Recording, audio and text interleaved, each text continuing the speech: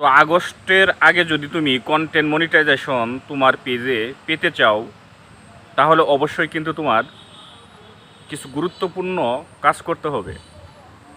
যেমন তোমার কন্টেন্টটা তুমি ইউনিক রাখো, মিউজিকগুলো স্কিপ করো, আর তোমার টাইমটা তুমি সঠিক রাখো। আর প্রতিদিনই তুমি যখন তুমি পোস্ট করবা সেই টাইমটা একই টাইম যেন বজায় থাকে, সেই দিকটা অবশ্যই তোমার মাথায় রাখবা। কারণ আগস্ট মাসের আগে যদি তুমি কন্টেন্ট মনিটাইজেশন তোমার পেজে পেতে চাও, তাহলে অবশ্যই কিন্তু তোমার এই বিষয়গুলো তোমার ফেসবুকের অ্যালগোরিদমকে বুঝাইতে হবে যে তুমি ইউনিক আছো।